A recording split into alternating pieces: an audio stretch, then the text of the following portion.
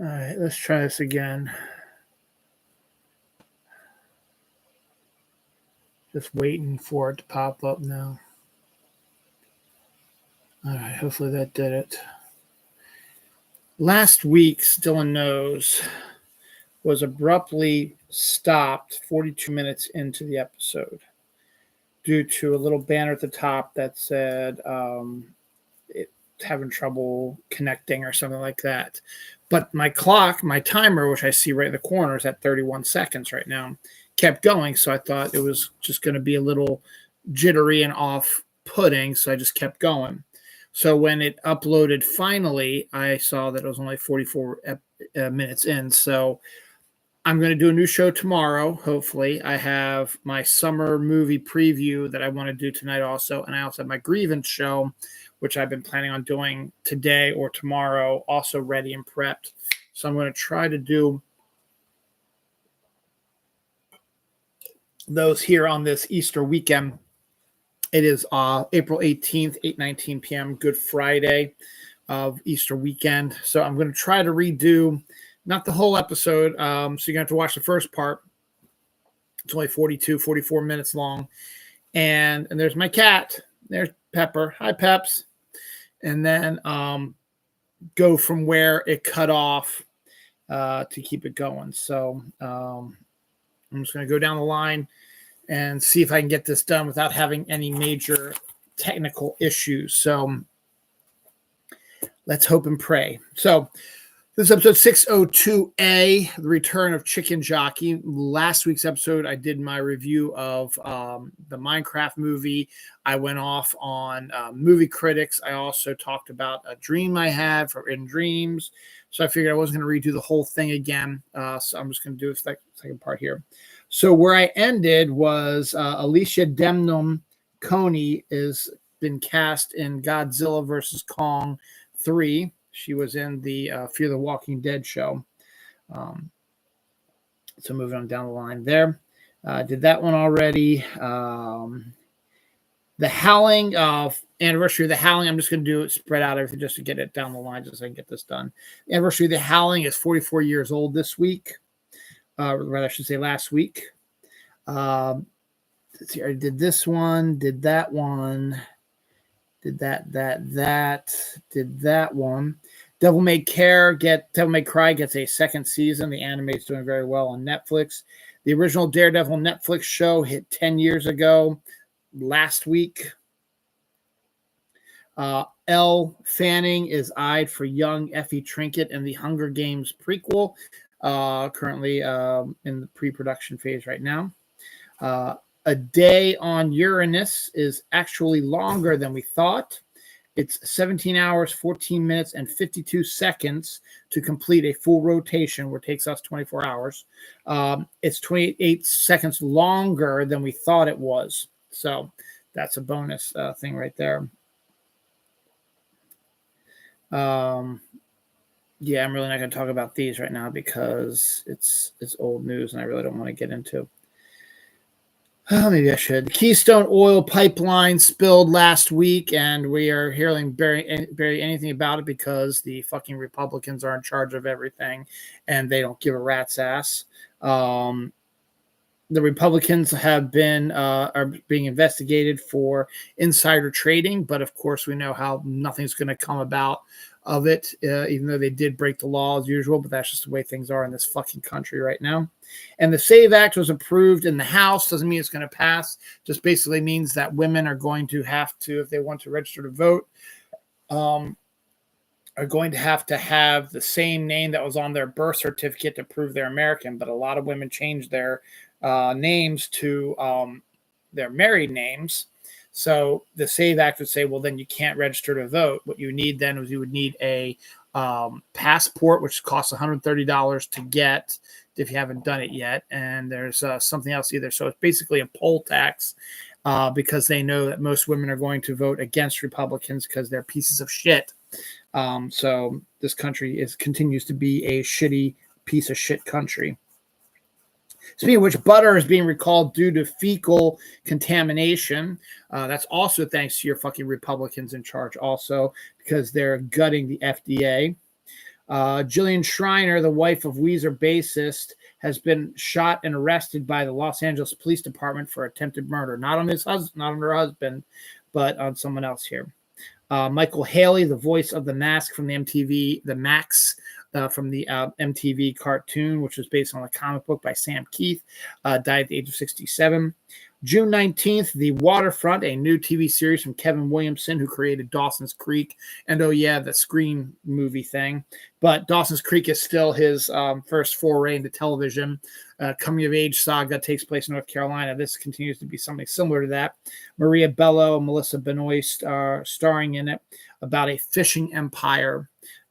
So, yay. But it is a Kevin Williamson gig, and they are filming in North Carolina. So, good on that. Matt Johnson is set is eyed to direct the Magic the Gathering movie. Yes, they're going to be making a Magic the Gathering movie, so Matt Johnson will be doing that as well. Other deaths, we have Dan Sullivan from the Baltimore Colts and Marvin Levy, Spielberg's publicist, died at the age of 96. So move on from there.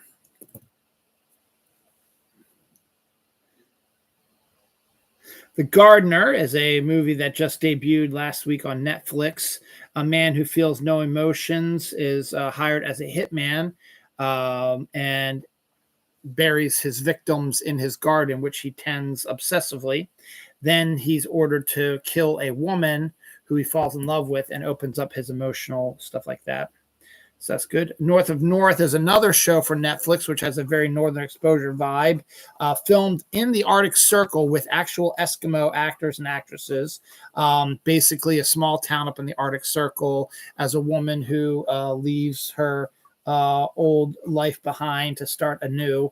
I haven't seen it yet, but it's supposed to be very similar to a Northern Exposure type of show. You can only make that case due to it being filmed up north. It's not a fish out of water story. It's just a woman changing her life story. So, but still, it probably supposed to have the same sort of vibes.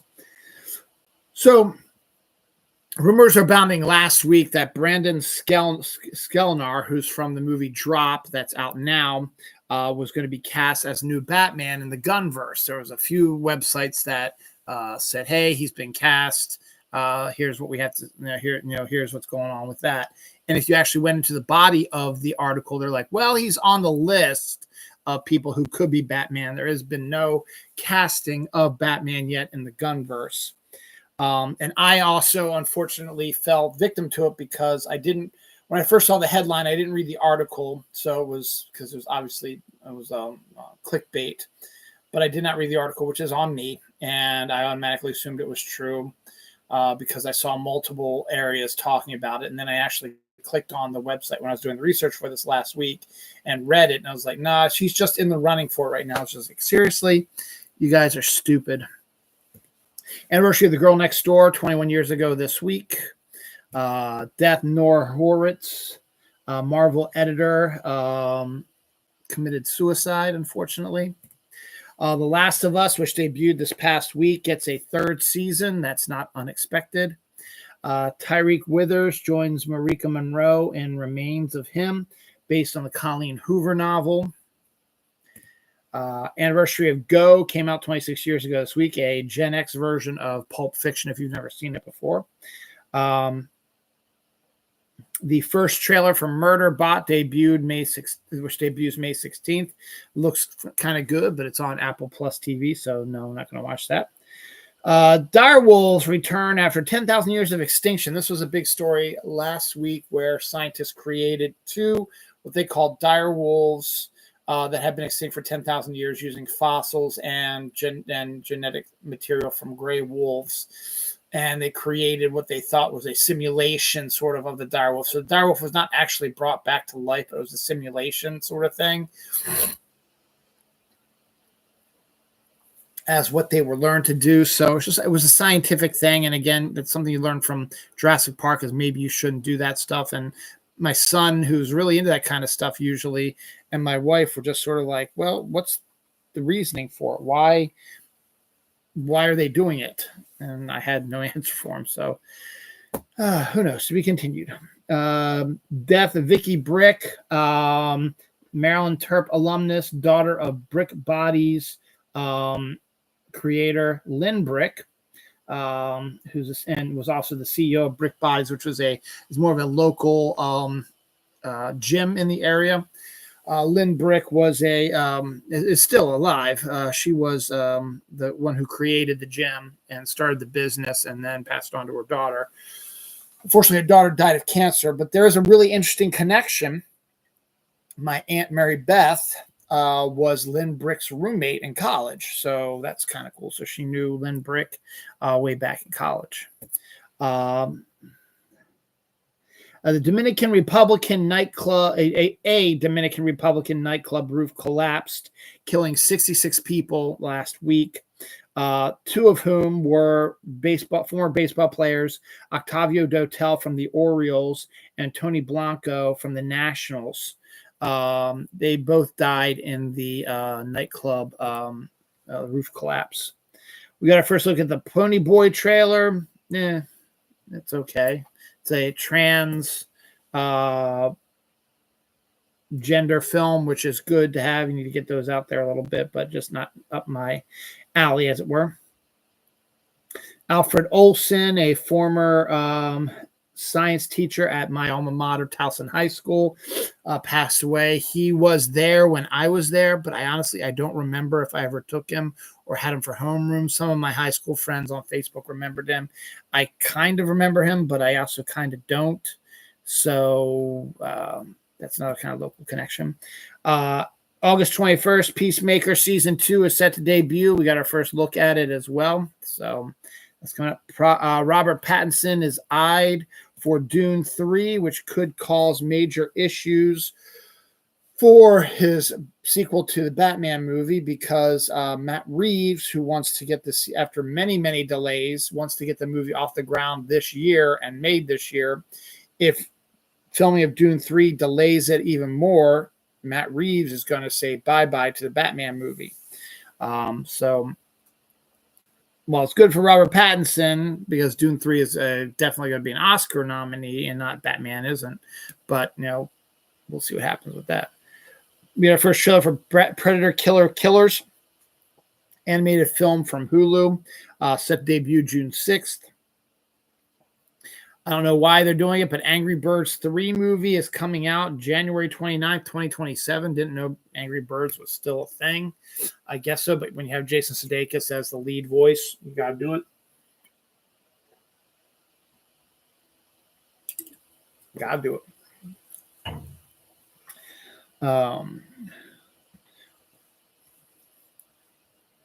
Alexandria Daddario and Finn Wittrick are set to lead an inspirational film based on the creation of Hershey's chocolate, which is really good because it's an interesting story. And it's a local. It's only an hour and a half away. Hershey's is a huge thing. It's from the Mean Girls director, Mark Waters. I think he also directed Just Like Heaven as well, which is one of my favorite rom-coms. So you get that. And they're going to be filming in Pennsylvania, but they cannot film in Hershey because this is set like at the turn of last century, 1900s. And so the Hershey of today is all updated and stuff like that. You might be able to film somewhat on some locations and maybe mix some stuff up, but it's mostly going to also be talking about the setup for the Hershey's. There's a school or something there which helps underprivileged children and stuff like that. So it's going to be a really good movie, a good cast in it, good director, and it's local. So that should be pretty cool to start seeing that. We got our first look at Jennifer Love Hewitt and Freddie Prinze Jr. as they return to reprise their roles. I Know What You Did Last Summer, which is due out later in June. Love, Death, and Robots Season 4 set to debut May 15th on Netflix. So that's still keeping up, doing pretty good. Captain America Brave New World is going to hit digital, already has hit digital April 15th. Blu-ray is set to deliver in May. Anniversary, one of my favorite shows of all time, Twin Peaks, came out 35 years ago last week. excuse me.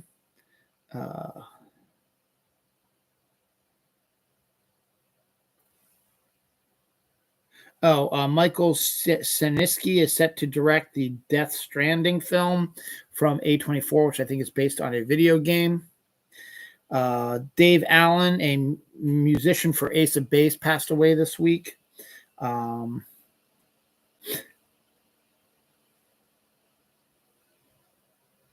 Fortnite Reload is getting a new map on April 15th, which is a Season 2 homage. I played it the other night. Was not a big fan of it. It's not a big homage to Season 2, but there's a little bit in there as well. But not a big fan of that. Florida men's basketball team won the NCAA tournament, and the women's tournament was won by the Yukon Huskies. Of course, it's old news as well, but I just wanted to get this out there. Gabrielle Union is set to join the horror film Forbidden Fruits. Moose with the most offspring ever, 4 babies, was found in Alaska. Deaths, Memo del Bosque, a television, Univision television producer, passed away. And Clem Burke, Blondie drummer, also died last week as well. I'm just want to get through this before the computer screws up, and I don't want to have to kill too much. And it was already 44 minutes, so the way it's rolling right now, we combined to be about 58 minutes, so we slightly over an hour. So that'd be good because we still got a little bit left here. All right. Sarah Michelle Gellar is set to star in the Bad Summer People TV series based on the books. The Oceans prequel movie with Margot Robbie and Ryan Gosling is still a go. It's going to set up the Ocean's 11 storyline. Woodbridge, Virginia, which is where my sister lives and my brother-in-law live, and they've lived forever since they've been married, is the fastest growing suburb in the United States. So that's pretty cool. They've been there since the beginning. They've been there probably since 1997 when their son Luke was born, who's now in his 20s. They might even move there in 96, actually. So they've been there since before all that happened. Samuel L. Jackson wanted to be a marine biologist, which is kind of something that's really interesting. My son wanted to be a marine biologist, so that's really the main reason why I put it up there. British comic book creator R.E. Buttrick has been banned from the United States for 10 years. No telling why that is. Again, I have to applaud Blumhouse. Their movie Woman in the Yard grossed $17 million this week. Not that impressive compared to Minecraft movie and all that other stuff. And people are kind of saying it was kind of a disappointing film. The film was made for $12 million. So Blumhouse made a $5 million, made $5 million on profit on the film. And that's what they do. They make these low budget films, don't expect to get like 40, 50, $60 million openings. They'd be happy if they get, they are able to surpass their budget, which in most cases is, as in this case, was 12 million, could be between like 5 and 20 million if they can. And this is just first week, so it'll still be out there for a while, and it'll continue to make some money. It might even go overseas and stuff like that. So it'll eventually make even more money. But I gotta love how they do that, and then they take that profit and they put it into a big film like a Five Nights at Freddy's, which they know is going to make a ton of money. And then that's why they make it like a 30, 40, $50 million budget and still make some money back. So I have to give them credit for that. Eden shows us its first pictures and our first look at it. It's set to debut in August. That's the one with Anna de Armas and Sydney Sweeney in it.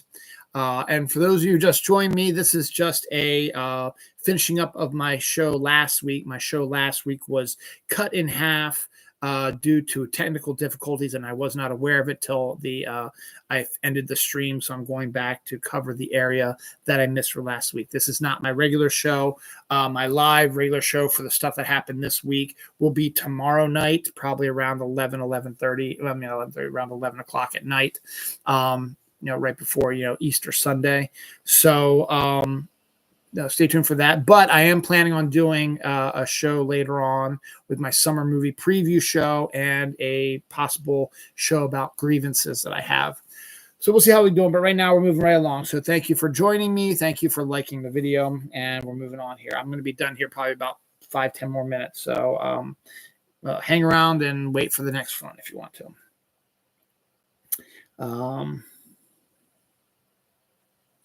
It's even worse now.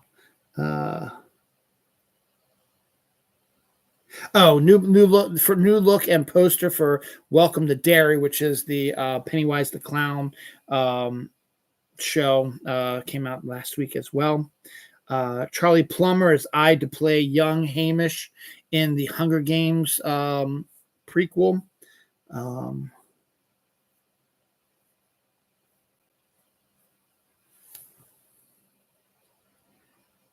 I cannot even read that. Final trailer for Mission Impossible came out this week as well. Sorry, it took me a second to reread that. The Testaments, The Handmaid's Tale sequel has started production. An Epcot guest was hit by a drunk driver inside the park. So I don't know how that actually happens, but it does, unfortunately. We have our third measles death in the United States. Once again, as I said earlier in the show, Republicans' fault. Havoc, a trailer with Tom Hardy, debuted last week as well. Japan company makes samurai outfits for dogs and cats. You didn't like the political stuff. So my viewer just like, nope, we're got to talk about that. Austin Butler and Zoe Kravitz are potentially maybe dating. We got our first look at Phoenician Scheme. Wes Anderson directs that. That's due out at the beginning of June as well. Godzilla vs. Kong 3 starts production this week as well. There's some interesting casting coming up in my show tomorrow from Godzilla vs. Kong. Not going to do it now because I didn't do it for my show last week because it wasn't a thing last week. So you just have to be patient. You have to watch my show tomorrow to find out what the new casting is for Godzilla Kong 3, but it's absolutely brilliant. Before we get to the last stories for the week, anniversary Cyborg 36 years ago. Dead Calm 36 years ago. That's interesting. That was Nicole Kidman's first major movie. I just finished Sam Neill's memoir. He talks a little bit about Dead Calm. He has an interesting anecdote where he said that he spends most of the movie separated from Nicole Kidman, who plays his wife, because she's being terrorized by Billy Zane on a boat in the middle of the ocean. And he is on a sinking boat as they're sailing away. And he talked to the director, and they were going to maybe up the ante a little bit for the drama. So they created a shark storyline subplot. And this is the funny thing. This is from Sam Neill's mouth, from his memoirs. He's like, the first thing they did for the one shot, when you want to see them just sort of the shark sort of circling the area, they had a stunt diver with a fin on his back just circling around the area. And then they tried to do a mechanical shark like they did for Jaws, and the exact same thing happened for that as well. So in the end, the director just scrapped the whole thing. So he was upset. He had this whole speech that he actually Sam Neill did that he just improvised on his own, and they cut that as well. So actually in another movie he did a few years later, he needed to improvise a sequence, so he just brought the speech back out again, and it actually made it onto film, which is really cool. By the way, that is a great memoir. If you're interested in Sam Neill, it is a fantastic memoir. He just goes all over the place. It's not chronological order. He just tells stories like he's having a conversation with you, and he's just thinking of cool things. He has, chapters about the best actresses he worked with. He has a great Meryl Streep moment. He talks about his winemaking. He talks about, he does talk about his childhood. And the interesting fact is he was actually born in Ireland, and his family moved to New Zealand like when he was 9 or 10. So he's not a dyed in the wood Aussie, even though he sounds like it and lived there most of his life. He is an Irish boy, which is really cool. I didn't know that either. And one of my favorite Sam Neill movies is The Dish, and it was a little known movie that not a lot of people know about. So I was just hoping he was going to mention it. He wrote a half a chapter about it. So I love that as well. And he was deprecating about his acting ability and how his most famous thing is Jurassic Park, and that's the one everybody talks to him about. It's also anecdotes about how he had to work with the same actress who absolutely despises him twice.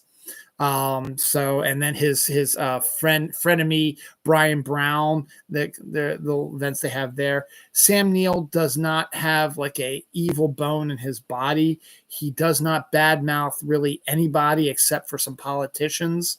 And then he tells a great anecdote how he had been messing with this one.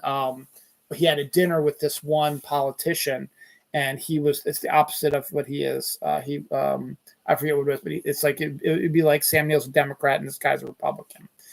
And he had a terrible dinner with this guy, did not like this guy at all. And so when election time came around, Sam Neill went to the district where this guy was, was the political guy for, and knew he was going to vote at this place. So he was handing out flyers for his party at this election site. And the guy came in to vote, and he went up to the guy and said, would you consider, knowing full well who it was, you might want to vote Labor Party or whatever party it was instead of the party you're going to, that sort of thing. It was a hilarious, fantastic moment. And it's filled with those types of anecdotes.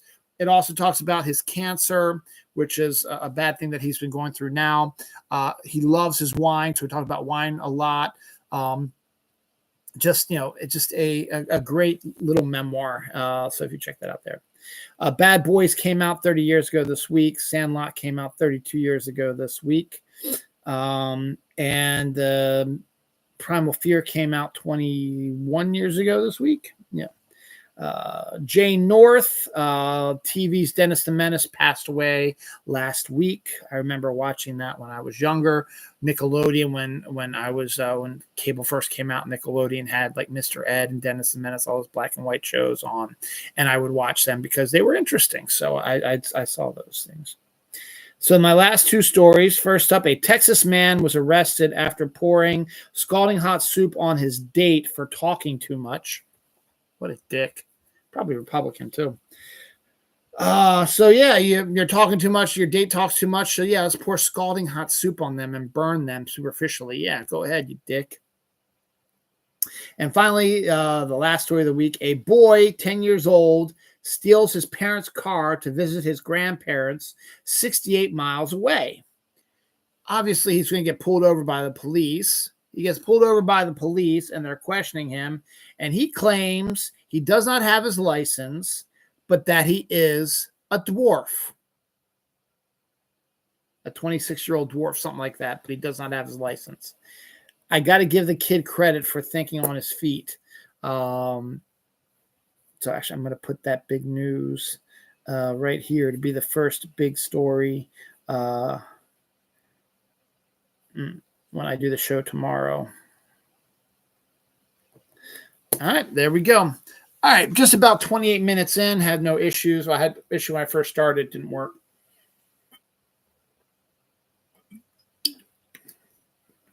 Thank you, my one quick viewer who came in and out.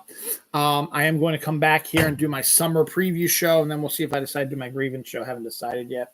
But thank you. I will now post both of last week's shows together with a part 1, part 2 declaration. And I know this wasn't up to my usual standards, but I just wanted to get it out there and get it done before the computer screwed up so I can get on to moving things. Tomorrow, God willing, because it is Easter weekend, my live show will be complete, will be plus an hour plus as it's supposed to be, and will not have any technical issues. So come back for that, 11 o'clock tomorrow, Saturday, somewhere around there. If I decide to move it up early, I will, but I don't think I'm going to. So yeah, thank you for hanging out with me and watching this abbreviated thing, and sorry for the technical difficulties. Sometimes it happens. Farewell.